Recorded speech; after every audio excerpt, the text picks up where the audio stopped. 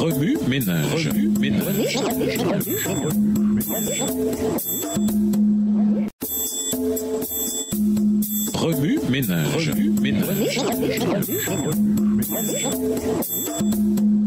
Bienvenue dans votre émission. Remue ménage. Nous voilà à la leçon 9. Aucune condamnation.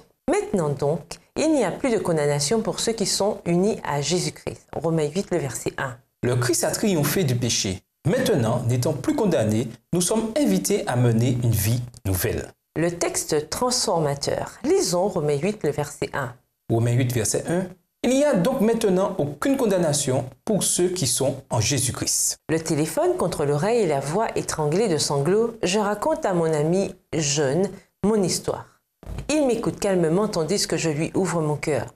J'ai tellement honte de ma carrière passée de musicien rock'n'roll que soudain, je me demande secrètement pourquoi je la raconte à quelqu'un. Après tout, j'ai grandi au sein de l'Église.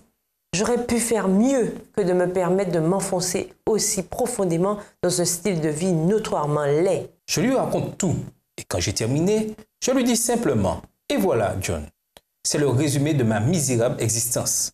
Comment vais-je arriver à tourner la page ?» Sa réponse me surprend. Il ne me condamne pas, ne me culpabilise pas. Doucement, il me dit « Mike, as-tu une Bible ?» Oui, lui dis-je en murmurant. John continue. « Je crois que personne ne t'a encore parlé de l'Évangile. Il faut que tu vois quelque chose. » Je me lève et je retrouve le livre empoussiéré.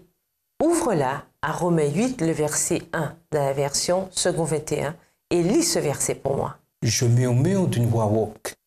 Il n'y a donc maintenant aucune condamnation pour ceux qui sont en Jésus-Christ, qui ne vivent pas conformément à leur nature propre, mais conformément à l'esprit. Mike, reprend John, Jésus n'est pas venu ici-bas pour te condamner, mais pour te sauver de toi-même. Je ne saurais vous dire à quel point ce soir-là, ces paroles m'ont soulagé du fardeau émotionnel qui m'écrasait. Mais ensuite, entre le coup de fil de John et le moment où j'ai amené ma femme et notre bébé à l'église le lendemain matin, ces vieux sentiments de perdition m'ont saisi à nouveau. Pendant le culte, ma petite fille s'est mise à faire du bruit. Je l'ai prise dans mes bras et l'ai amenée dans une petite salle. J'ai entrebâillé la porte pour entendre ce que le pasteur disait. « Chers amis, je vous invite à ouvrir votre Bible à Romains 8, verset 1. » Le pasteur a prêché exactement sur le même texte que mon ami m'avait demandé de lire la veille.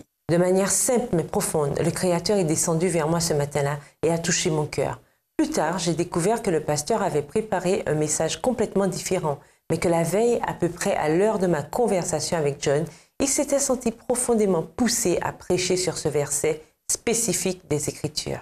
Les messages de l'Épître aux Romains me sont particulièrement doux à cause de la puissance qu'ils ont insufflée à ma vie d'échec. Je suis éternellement reconnaissant de la manière dont Dieu nous parle par sa parole et par des amis tels que John. Au revoir. Et à demain si Dieu veut. Remue ménage.